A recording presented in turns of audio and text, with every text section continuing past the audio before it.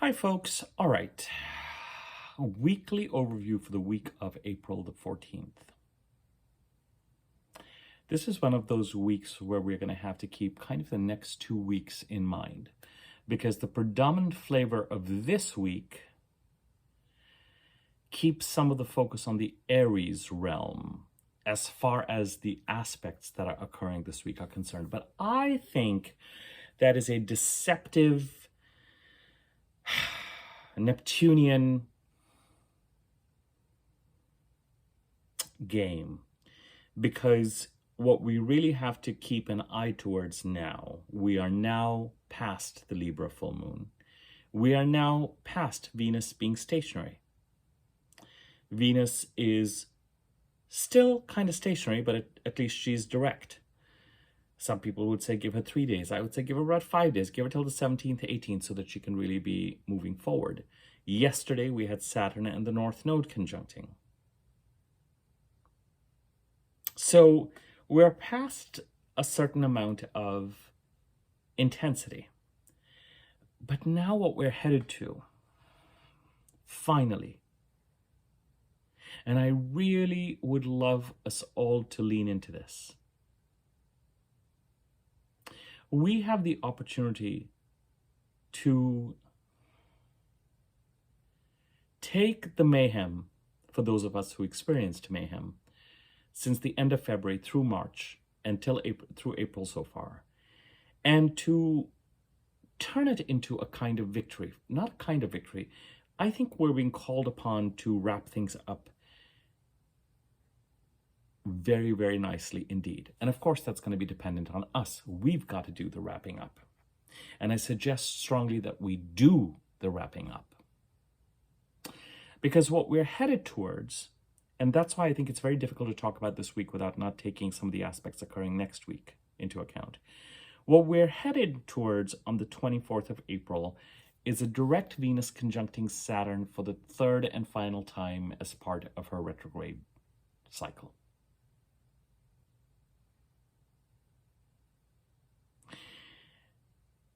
And the other thing we're heading towards on the 26th is Mars in Leo opposing Pluto in Aquarius. And on the way to that happening, on the 23rd, the Sun squares, on the 20th and the 23rd, the Sun in Taurus squares Mars and Pluto. So the Mars-Pluto square gets activated as we head to the end of this week. So let's work our way backwards, shall we? And we're gonna start from because what we're trying to do is have everything wrapped up by the 26th so that we can lean into and enjoy the month of Taurus that is going to be inaugurated by the Taurus new moon on the 27th of April. Oh yeah. Oh yeah.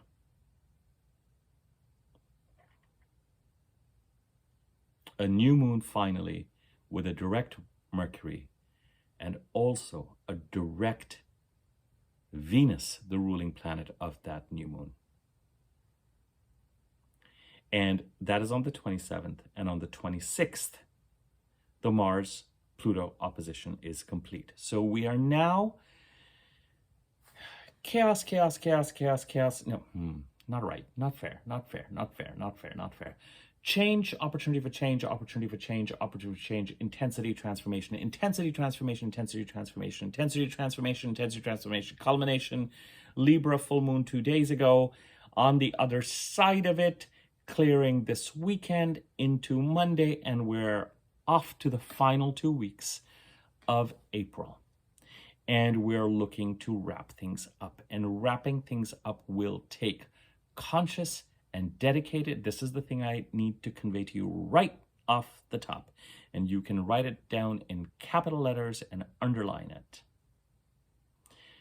Dedicated, conscious action to create the transformation that you want, which involves, say it with me, stabilizing the Pisces part of the chart and leaning so that you can more and more lean into and create some sort of future state related to the Aries, Taurus, and Gemini parts of your chart. Now, this is a general reading. So for different chart layouts, for different rising signs, where Aries, Taurus, and Gemini sits will be different. And so that will need to be modified. But broadly speaking, and it's not that broad, it's pretty specific, past issues that require showing up consciously, responsibly, in a disciplined manner to execute towards concretizing ambitions or managing energy leaks in the Pisces part of the chart. Number one priority still for the next 2 weeks. Why? Because we have on the 24th a direct Venus conjuncting Saturn.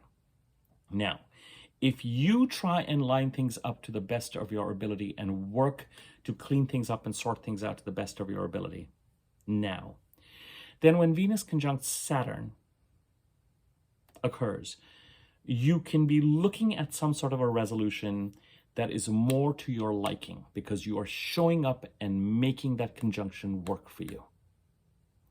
If you don't, then the challenge is that Venus conjunct Saturn could be some sort of restriction on your relationships or on your finances or some sort of a commitment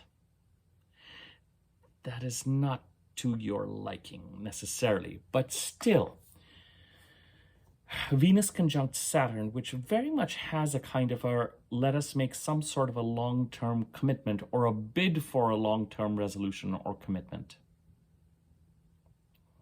with an eye towards responsibility related to finances and resources and relationships.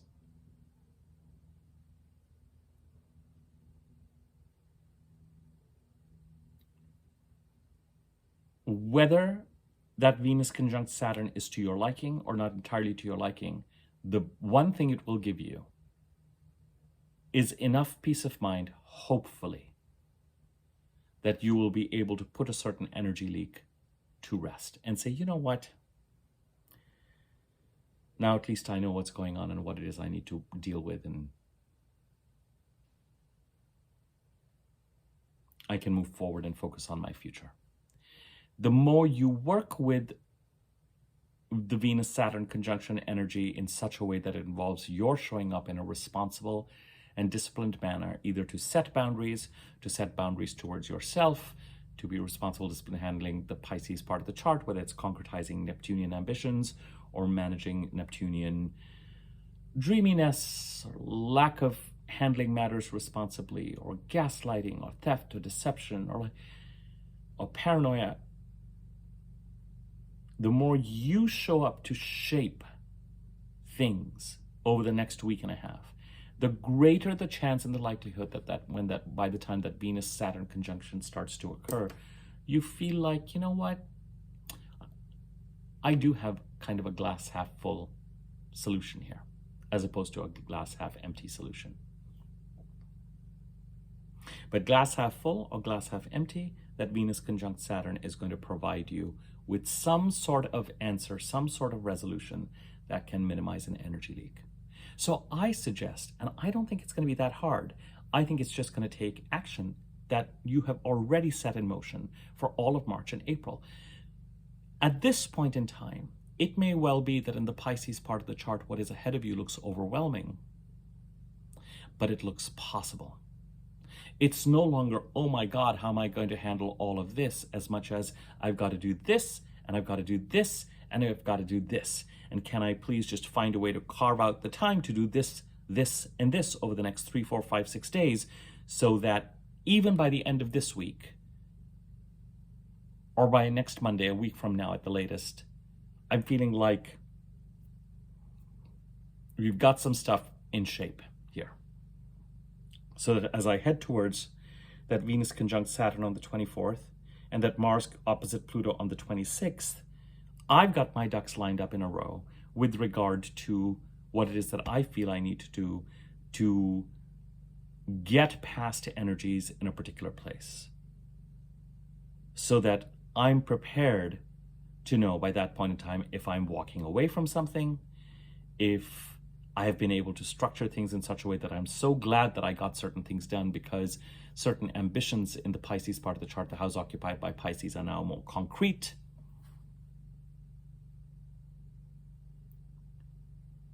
Or those things that were stressing me out and keeping me up at night that were energy leaks because I wasn't able to get to them, or I wasn't able to manage them effectively, or I wasn't taking care of this, or I wasn't taking care of that, or I had a hard time, are now done. There's something about this week, even though there are really, for all intents and purposes, no aspects happening in Pisces this week until we get to the end of this week. The best use of this week, in my opinion, is to move towards dotting that I, crossing that T. The to-do list may still feel overwhelming, but it's going to start to feel finite, is my guess. And with Venus direct, moving towards conjuncting Saturn, Venus direct and moving forward, particularly after the 15th and 18th, she's going to help. She's ready to say, let's try to get to a point by the 24th where we can reach some resolutions that are win-wins for everybody. With Venus, things don't have to escalate into a Mars-like war. The only thing with Venus conjuncting Saturn is that if we're not ahead of managing our relationships and our resources, or at least speaking our piece, or at least making clear what will work for us and what won't work for us. And with Venus direct, there's every chance of possibility that we might be able to do it cordially and politely and nicely and kind of velvet glovely. Then Saturn, who dishes out karmic results or imposes discipline or structure, may turn around and be like, okay, if you're not going to do it, human, then I'm going to do it. Whereas if we do it, Saturn will say, oh, I've seen you waking up at 5 o'clock in the morning and running around the laps and watching what you eat, and I see the results of your dedication and your hard work and your showing up. Let me reward you. And that's what we're after.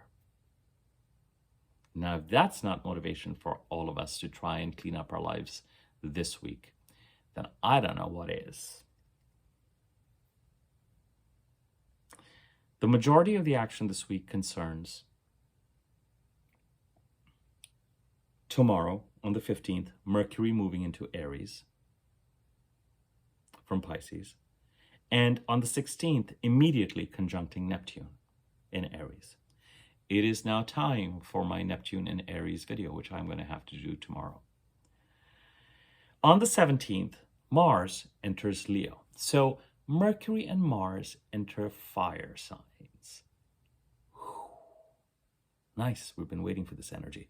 And they enter a part of the chart that is more focused on creating the future state, as opposed to Mars in Pisces, throwing his support towards Mars in Cancer, transiting Cancer, throwing his support towards the planets in Pisces. Now Mars enters Leo and throws his support towards Mercury, Neptune, Chiron in Aries, where the new moon North Node solar eclipse just occurred on the 29th, and where the Aries part of the chart is going to remain very alive till the end of the first week of June. Really alive, because there's a Mercury cycle that continues until the end of July, and for some astrologers remains alive all the way to September 29th or the end of the first week of October, because a new moon solar eclipse is exercising its influence until then. I would say with decreasing intensity, end of the first week of June, July 31st, and we can all see whether it's really rolling out into the end of September or not. So Mercury enters Aries tomorrow, 15th. 16th, Mercury conjuncts Neptune.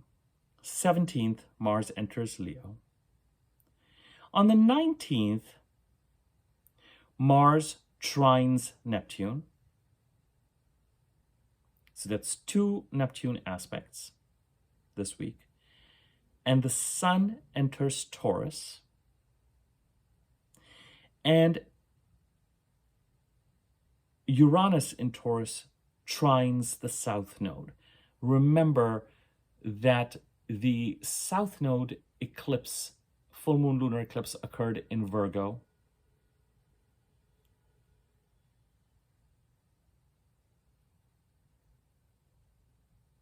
In the middle of March, March 13th of 2025. And both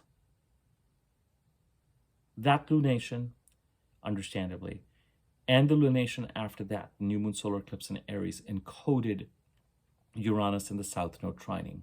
Whatever you're releasing in the Virgo part of the chart will allow you to find the right path and the right way forward in the Taurus part of your chart. The right way for you, the breadcrumbs for you, the right rooms for you, the right people for you, the right path for you.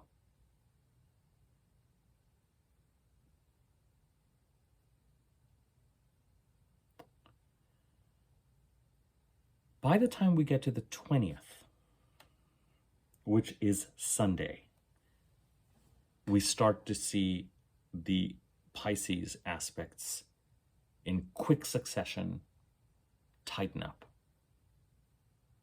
Venus conjuncts the North Node on the 20th. Lovely.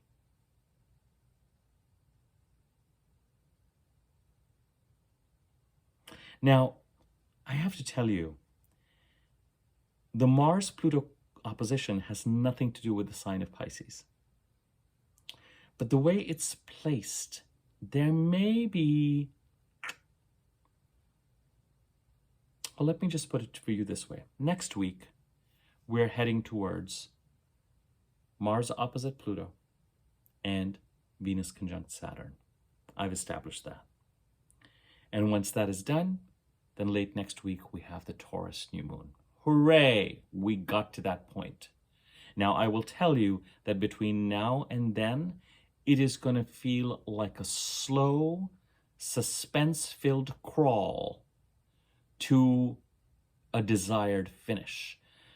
But let me also reiterate, slow and suspense-filled does not mean that you are waiting for things. It means that you are doing what you need to do. It's like a movie. It's like a suspense movie where you have to, all the pieces have to come into place. Everything that you feel is pending to get rid of an old life and make space for a new life. And everything is a huge word. It's not everything. But those things that you know would be so great to have behind you because they're energy leaks and they're keeping you up at night. And they're going to feel finite, but it's still going to feel like one hell of a to-do list. But you know that if you put your shoulder to the wheel,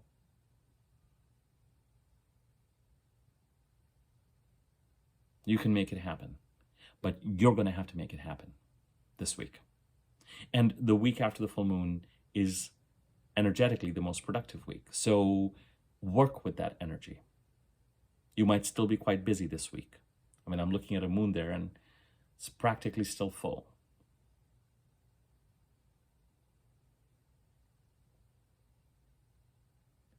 On the 20th, Venus conjuncts the North Node in Pisces. A bomb. The North Node has cleared Saturn.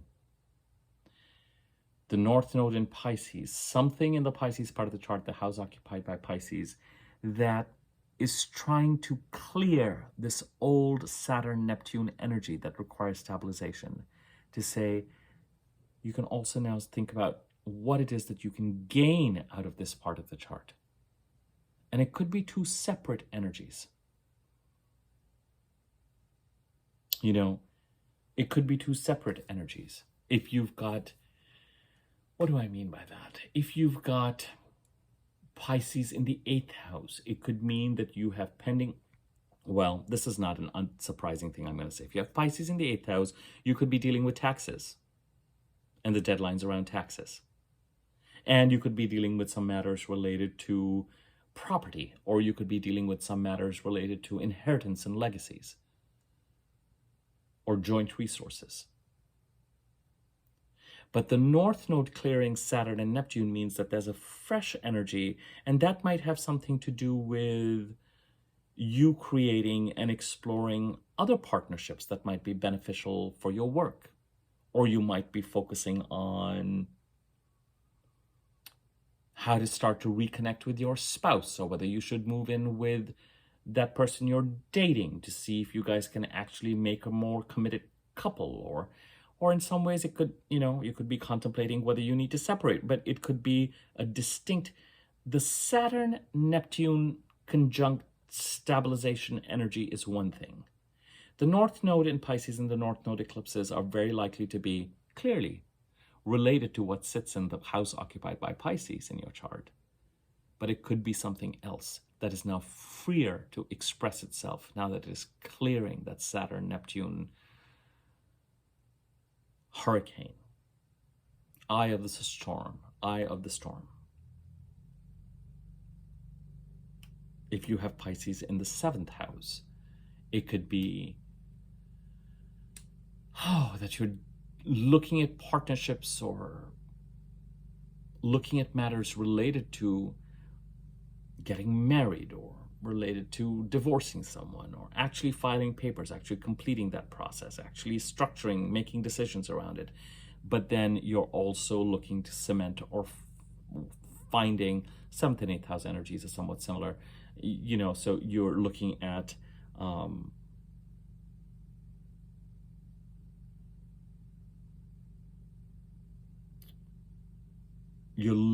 identifying and codifying, cementing some professional partnerships that will help you redefine your job. If you have, to continue that vein, if you have Pisces in your 6th house,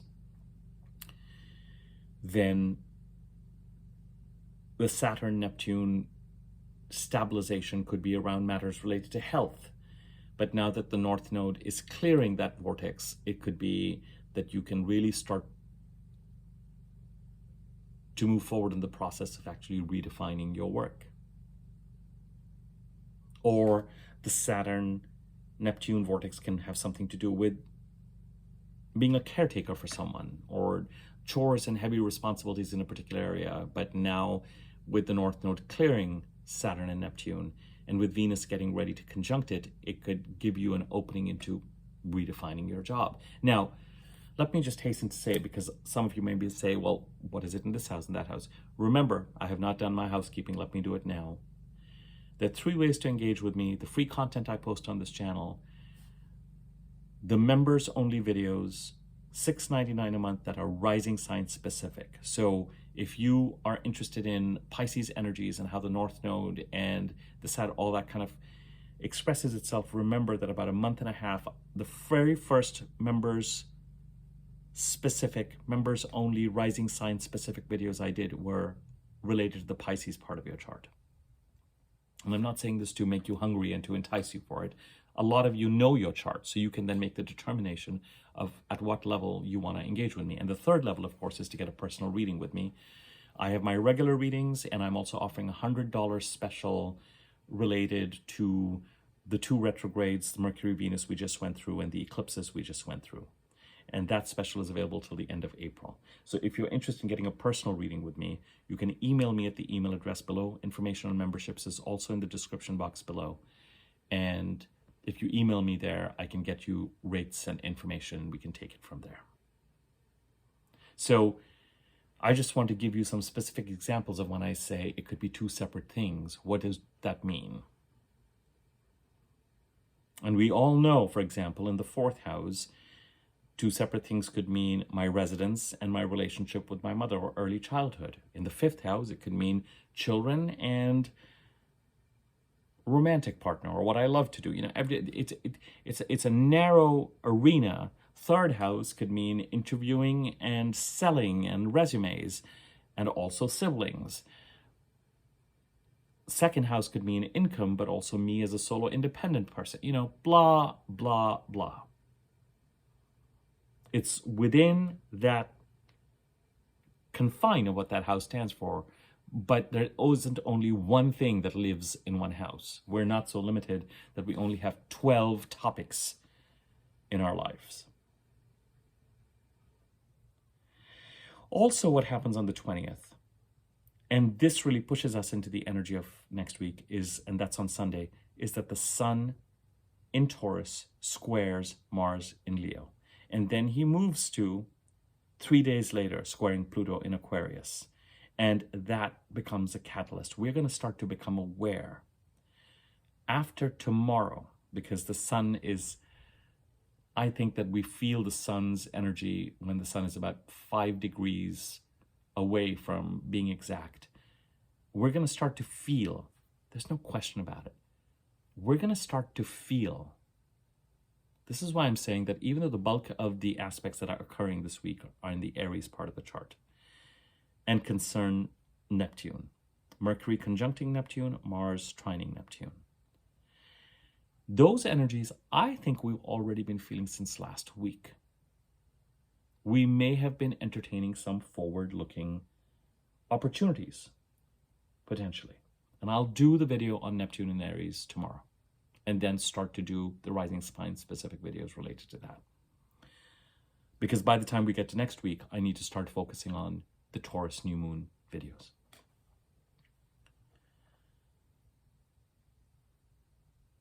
Even though, as I've said before a couple of times in this video already, the aspects this week are related to Neptune and Aries,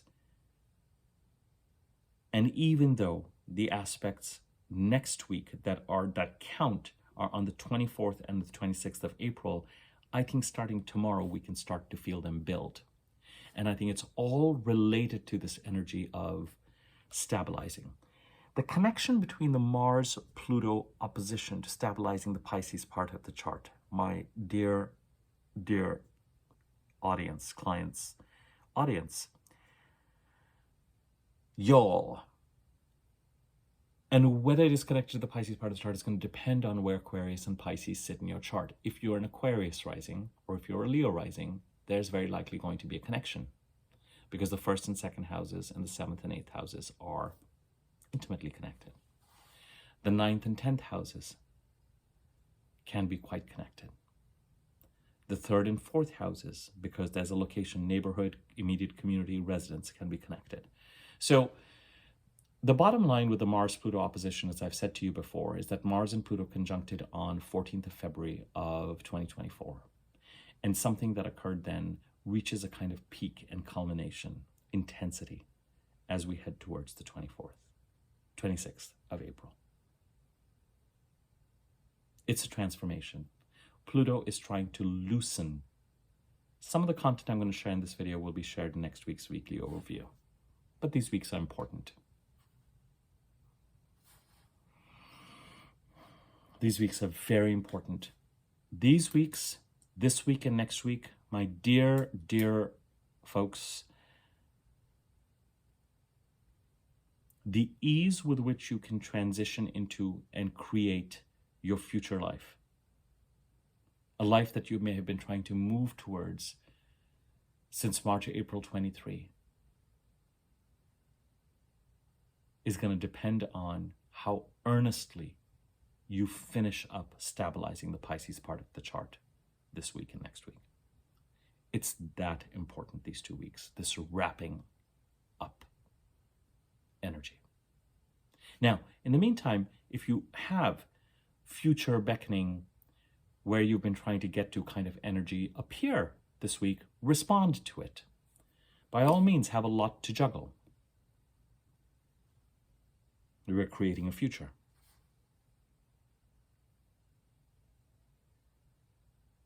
But at the risk of repeating myself, look to stabilizing the Pisces part of the chart so that you can make that Venus-Saturn conjunction on the 24th count. And it might be that some of the actions that you take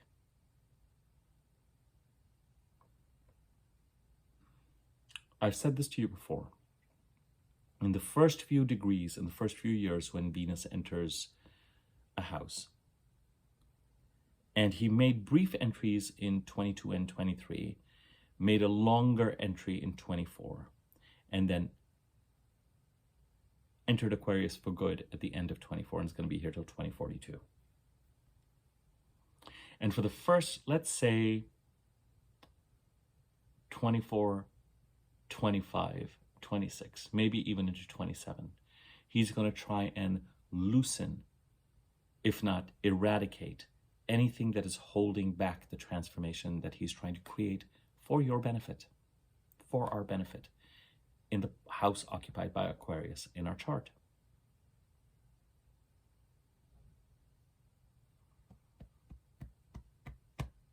And this Mars conjunction Pluto on the 14th of February of 2024, and the 3 oppositions to Pluto that Mars has been making since last November, I think. 2 have already been made. We're getting ready for the 3rd one on April the 26th. Are a part of that process. A year from now, Mars will go back to conjuncting Pluto again in Aquarius, and will spark and kick off a new 2-year cycle. I mean, Mars and Pluto are the 2 explosive planets that we've got. Some people would say Uranus is too, lightning, and I just think that with Uranus, it's a very different, I think it's a different kind of lightning. It's epiphany, it's intuition, it's authenticity.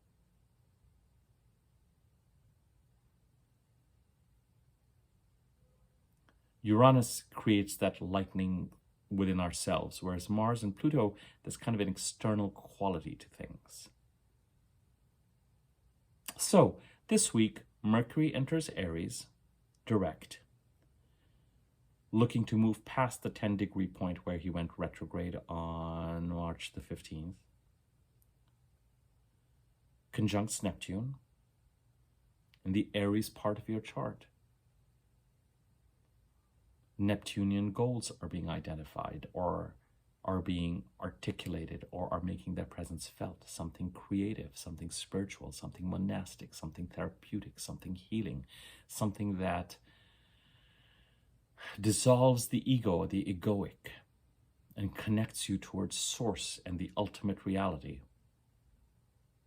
That may sound very highfalutin in a kind of a whack job way, but it really is not with Neptune. And I will talk more about that tomorrow. But the fact that Mercury is getting ready to conjunct Neptune tomorrow doesn't mean that you're going to feel this on the 16th. It means that it's already in the works. This is why I'm saying if there's something about the future state, something creative, something artistic, something spiritual, something monastic in the Aries part of the chart that is in the air, just give me till tomorrow's video to expand on this. Then you may have already been kind of feeling its pull since last week. It's building. It's a little hard because with Mercury in Pisces, Mercury's still putting his energy into the Pisces part of the chart. So he enters Aries. Similarly, Mars has technically been conjuncting Neptune for the last 10, 12, 15 days. Has been within 5 degrees of Neptune. Trining Neptune, I should say. But it's when Mars enters Leo and the energy becomes expressed in a different way than he was when he was in Cancer. Not the happiest place for Mars to be. Then he can move towards that trine in a very yang and clear way. But again, I think we've been feeling that trine. When Mercury enters Aries and Mars enters Leo, the biggest thing that happens is it's a little bit like a curtain opens for us to be able to start to focus on the future more. And so the energy towards the future, the line starts to become clearer. There's a more equal weight if we're juggling the Pisces part of the chart and stabilizing it and focusing on the future state with the Aries part of the chart. But the Pisces ball has been heavier. Now the balls have equal weight, whatever we're juggling. But that doesn't mean that the Pisces part of the chart still, I've said that enough. You've got to make that Venus-Saturn conjunction count. Go for it. Go for it. Oh, why did I have an alarm at 10:30? I'm going to have to edit these videos. It's fine. It's not that hard.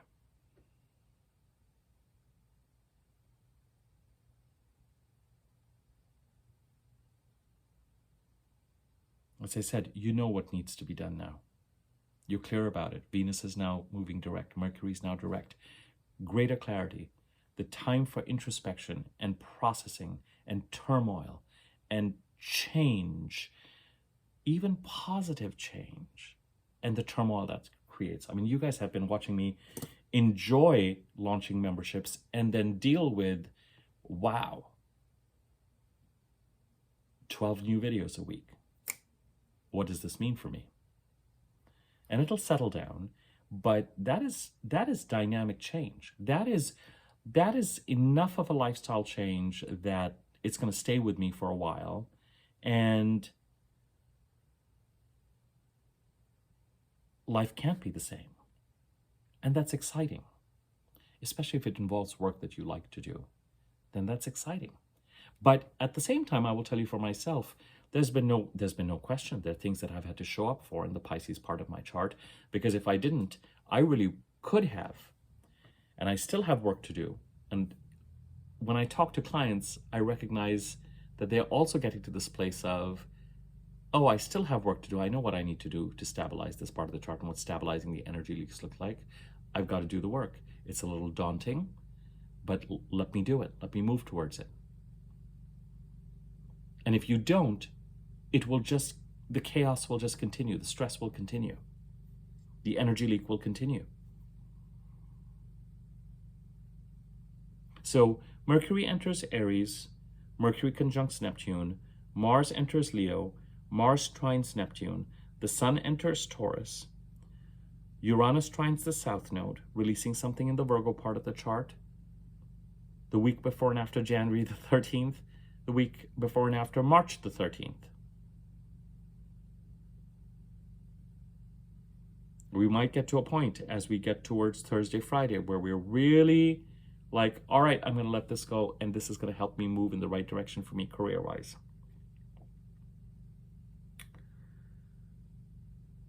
Then on the 20th, Venus conjuncts the North Node. You have every ability, my friends, every ability to start to finish up that stabilization and to wrap things up into a nice, beautifully wrapped gift in the Pisces part of the chart. Venus is direct. She will help you. Harmony, reconciliation, resolution. It will take you needing to show up responsibly. I've still got to do this. I've still got to do this. I've still got to do this. Nobody can do this but me. I can't dream it into completion. I can't wish for something to happen that's going to sort this out. I've got to pick up the phone. I've got to have this conversation. I've got to send the email.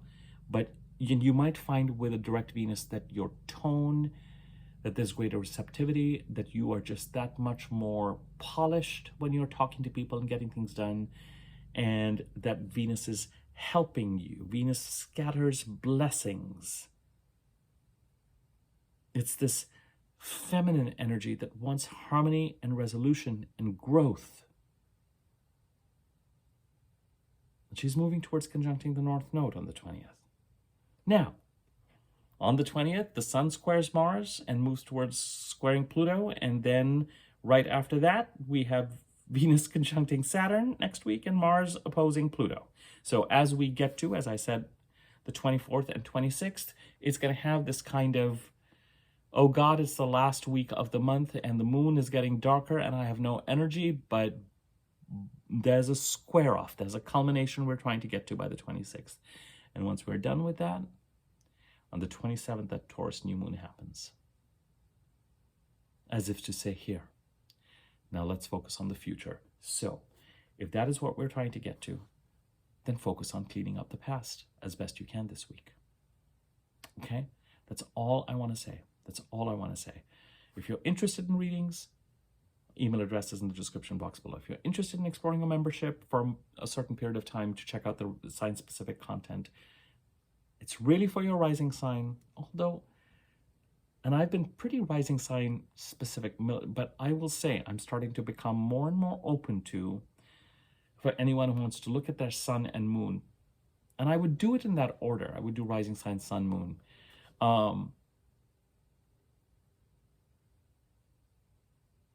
I get why certain astrologers say look at it for your sun and moon as well.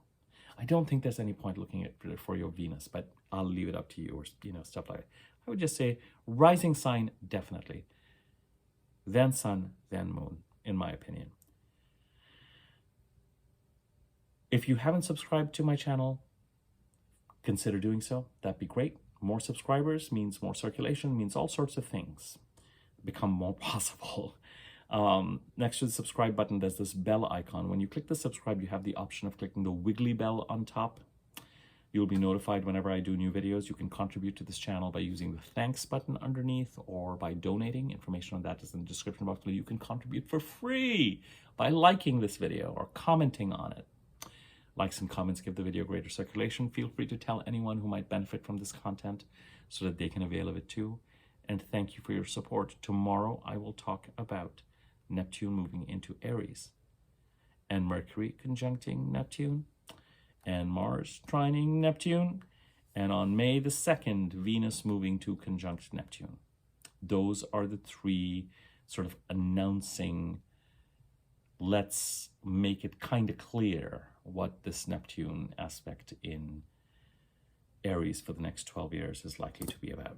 And then once that is done, I will start focusing on rising sign specific content for Neptune in Aries, which will build really nicely on what we've discussed in the last two videos with the new moon solar eclipse in Aries and the full moon in Libra. All right, I will leave it at that. More to follow as always. Thank you. Take care. One more thing. Wait, hold on just a second. One more thing. Mercury now direct moving into Aries. I do just want to say that things that were decided or felt they were completed while Mercury was retrograde, particularly if you have Mercury direct in your birth chart, may start to show up increasingly this week and next week. Because some of this energy could have been last week too. Last week, this week, while Mercury is still clearing his shadow degrees.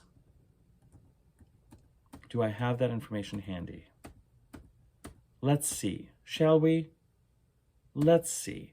Mercury clears its shadow on April 26th. Oh, look, what a smarty I am. As you head towards April the 26th, and this week, last week, but especially this week, you may find, and it doesn't mean that things have to change dramatically, but what was agreed to while Mercury was retrograde may either need to be revisited to finally dot the I and cross the T. Some of this could have to do with the Pisces part of the chart. I thought this was done. I thought, why does it feel like it's still pending? I've got to take care of it. Let's finish it. Let's finish it. Let's finish it. Some of that could be Mercury now direct and decisions and things that felt like closure had been reached during Mercury retrograde. Now that Mercury is direct and going over those degrees again direct, may come up for a final decision resolution. Either certain aspects of things change because we're thinking more clearly now, or else something needs to be wrapped up again. So just be aware of that energy and don't be surprised by it. Okay, now I'm done. Take care.